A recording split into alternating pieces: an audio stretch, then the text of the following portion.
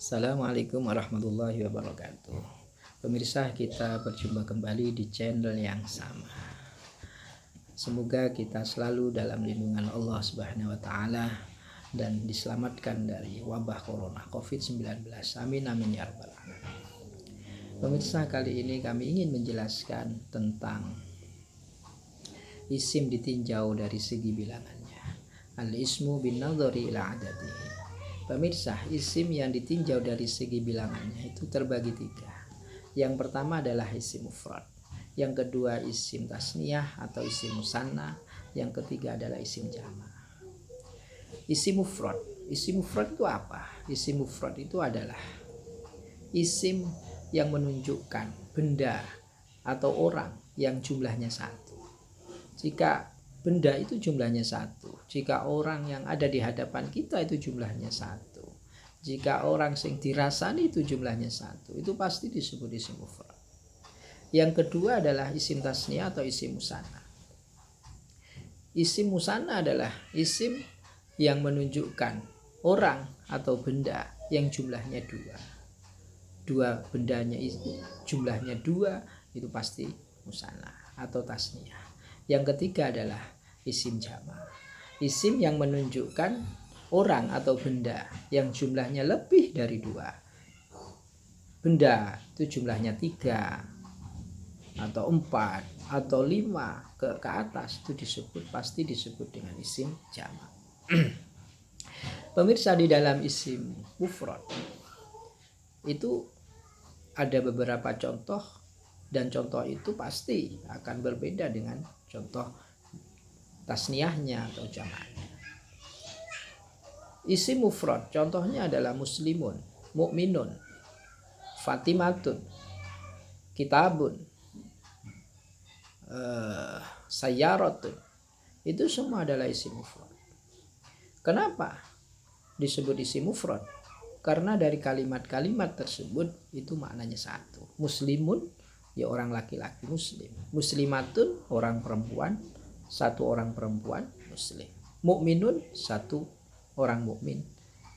Muslimatun, satu orang mukmin perempuan. Isim mufrad ini ditinjau dari segi jenisnya, itu ada dua. Yang pertama adalah isim mufrad yang mudzakkar untuk laki-laki, yang kedua isim mufrad yang muannas untuk perempuan. Nah, isim mufrad yang mudzakkar, isim mufrad yang muannas itu disebut muannas karena di situ ada ciri-ciri khas yang tidak dipunyai oleh mudzakkar. Disebut mudzakkar karena ada ciri khas kemudzakkaran yang tidak dipunyai oleh muannas. Seperti season yang sebelumnya yang kami sampaikan.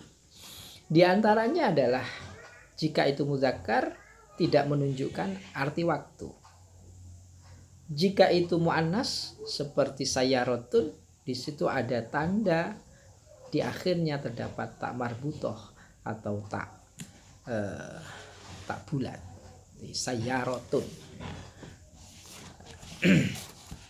Kemudian harokat akhir isim dalam isim mufrad itu berubah menjadi dhammah, dari dhammah menjadi fathah, dari fathah menjadi kasrah. Itu dalam istilah ilmu nahwu disebut i'rab. Jadi i'rab itu adalah perubahan akhirnya kalimat dari mukminun menjadi mukminan menjadi mukminin, muslimun menjadi musliman jadi muslimin, dan seterusnya. Jika kedudukan isim mufrad dalam suatu kalimat itu menjadi fa'il atau pelaku pekerjaan, maka isim mufrad itu harus dimarfu, harus dibaca rofa. Ja'a mukminun, ja'al mukminu, ja'a muslimatun, ja'at muslimatun, ja'a muslimun, ja'al muslim, harus dibaca rofa. Jika isim mufrad berkedudukan sebagai maf'ul bih atau sasaran dari suatu pekerjaan, maka isim mufrad harus dibaca nasab atau harus mansub. Ra'aitu zaidan, ra'aitu rajulan, Ra'aitu muslimatan, ra'aitu sayyarotan. Dibaca yang hukum asalnya baca dhammah, karena kemasukan mansub menjadi fathah tan. Ya, rojulan, mukminan, dan seterusnya. Kemudian jika isim mufrad itu terletak setelah huruf jar, maka isim mufrad harus mahfud, harus khafat, harus jar, dibaca kasroh. Marartu birojulin, saya lewatan bertemu dengan satu perempuan, satu laki-laki. Marartu bi imro'atin, semua dibaca kasroh, dibaca khafat. Imro'atin, mana tandanya di dalam khafat itu? Nah, di antara tanda dari salah satunya tanda i'rab jar di situ adalah ba, bi rojulin, bi imro'atin. Ya. Maka dengan tanda ba yang ada pada imro'atin, yang ada pada rojulin, itu menuntut amilnya harus marotu, bukan ro'aitu, bukan ja'a. Pemirsa, secara kesimpulan bahwa isim mufrad, baik isim mufrad, isim yang menunjukkan benda jumlah satu, menunjukkan jumlah, ya, baik itu benda ataupun orang, ini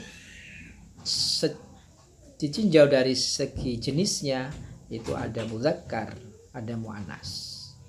Kemudian juga berubah dalam harokat akhir kalimatnya, dhammah menjadi fathah, menjadi kasroh. Seperti mukminatan, mukminatun, mukminatin. Jadi seorang mukmin perempuan, atau mukminin, mukminan, mukminun, seorang mukmin laki-laki. Jadi meskipun i'rabnya itu berubah, tapi maknanya itu tetap pada umumnya sama. Mukminun, mukminan, mukminin, ya seorang mukmin laki-laki. Mukminun, mukminatun, mukminatan, mukminatin, ya seorang mukmin perempuan. Nah, dalam season yang berikutnya masih dalam bagian dari al-ismu bin nadhari ila adadihi, isim tasniyah atau musanna, dan isim jamak. Demikian season kali ini kami akhiri. Ihdinas siratal mustaqim, semoga bermanfaat. Ihdinas siratal mustaqim. Wassalamualaikum warahmatullahi wabarakatuh.